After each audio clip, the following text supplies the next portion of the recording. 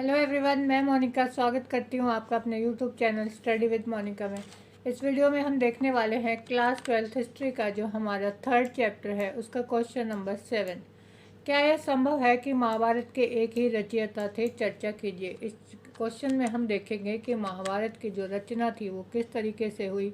क्या उनके रचयिता जो है वो एक ही व्यक्ति था या एक से अधिक? संभवतः मूल कथा के जो रचयिता थे वो कौन थे? भट्ट सारथी। उनको किस नाम से जाना जाता था? उन्हें सूत के नाम से जाना जाता था।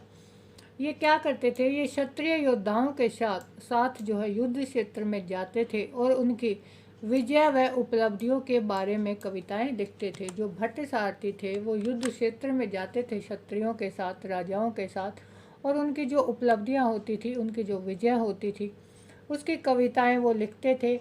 अब ये रचनाएं जो होती थी उस समय पर वो मौखिक रूप से होती थी और एक पीढ़ी से दूसरी पीढ़ी तक वो मौखिक रूप में ही पहुंचती थी। उनका कोई लिखित रूप उस समय में नहीं होता था।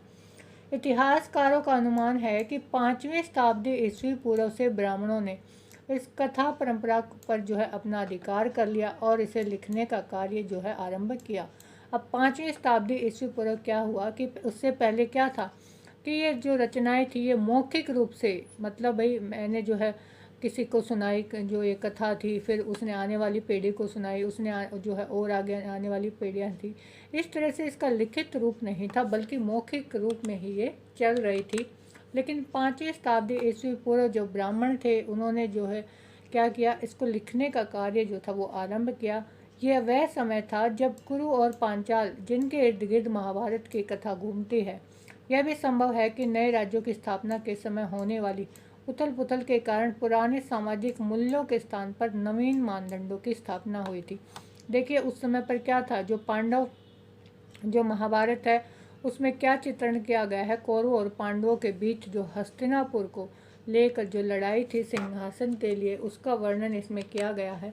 लेकिन अब जो समय आया था 5वीं शताब्दी ईस्वी पूर्व की हम बात कर रहे हैं, 6ठी शताब्दी ईस्वी पूर्व क्या हुआ था कि भाई नए नए जो है नगरों का उदय होने लगा था। तो उसमें क्या था, जब नए नगरों का उदय हो रहा है तो बहुत सारे जो है परिवर्तन भी हमें देखने को मिले। नए मानदंड जो है समाज में आ गए थे। उससे पहले क्या होता था, ब्राह्मणीय व्यवस्था जो है वो चलती थी, वर्ण व्यवस्था समाज में, 4 वर्णों में समाज बटा हुआ था।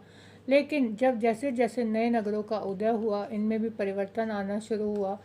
तो इस कहानी के कुछ भागों में हमें इन सारी चीज़ों का भी वर्णन मिलता है कि भाई किस तरह से जो नगर थे उनमें जो है विचारों में, लोगों के विचारों में परिवर्तन आ रहा था।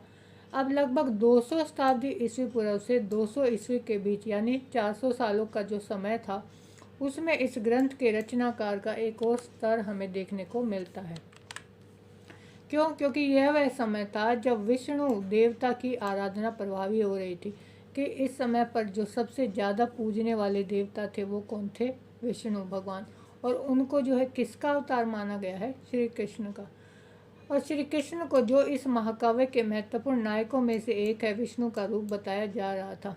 महाभारत में जो महत्वपूर्ण भूमिका निभाई थी पांडवों का, जिन्होंने समर्थन किया था, वो कौन थे? श्री कृष्ण, जिन्होंने धर्म का साथ दिया था। कालांतर में लगभग 200 से 400 ईस्वी के बीच में मनुस्मृति से मिलते जुलते उपदेश महाभारत में जोड़े गए। देखिए जब 200 से 400 ईस्वी के बीच में जब मनुस्मृति क्या है, जिसमें मनुस्मृति एक धर्म ग्रंथ है, उसमें क्या बताया गया है कि भाई राजा के क्या कर्तव्य होंगे, वर्ण व्यवस्था क्या थी, 16 संस्कार क्या थे, राजा के कर्तव्य क्या हैं, किस तरह से उसको अपनी प्रजा की देखरेख करनी है, सेना की व्यवस्था किस तरीके से करनी है, ये सारी बातें जो है मनुस्मृति में बताई गई हैं। तो इस तरह के जो उपदेश थे वो भी महाभारत में जोड़े गए। पहले जो महाभारत थी वो क्या थी, उसमें सिर्फ 10,000 श्लोक थे, लेकिन बाद में धीरे धीरे बढ़कर इनकी संख्या कितनी हो गई थी? 1,00,000।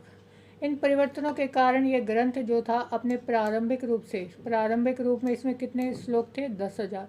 उस जो है से भी कम श्लोकों का ये रहा होगा, बढ़कर इनकी संख्या कितनी हो गई थी? 1,00,000। देखिए समय के साथ साथ इसमें क्या हुआ, परिवर्तन आता गया, नए नए प्रकरण इसमें जुड़ते गए और इन श्लोकों की संख्या हो गई 1,00,000। हालांकि साहित्यिक परंपरा में इस रचना के जो रचयिता हैं उनको जो है किसको माना जाता है? ऋषि व्यास को। ऋषि व्यास ने जो है इसकी रचना की थी, किस तरीके से उन्होंने इसको रचा था, और जो गणेश जी हैं उनसे इनको इस महाभारत को जो है उन्होंने लिखवाने का कार्य किया था। मैंने जब चैप्टर आपको पढ़ाया था तो उसमें ये स्टोरी भी आपको पढ़ाई थी। अगर आपने नहीं देखी है वो वाली वीडियो तो आप चैनल पर जाकर देख सकते हैं। तो इस तरह से महाभारत जो है उसकी रचना की गई। नेक्स्ट जो हमारा क्वेश्चन है उसके लिए देखिए नेक्स्ट वीडियो। और अगर आपको कंप्लीट चैप्टर की एक्सरसाइज देखनी है तो आप चैनल पर जाकर हमारी प्लेलिस्ट देख सकते हैं।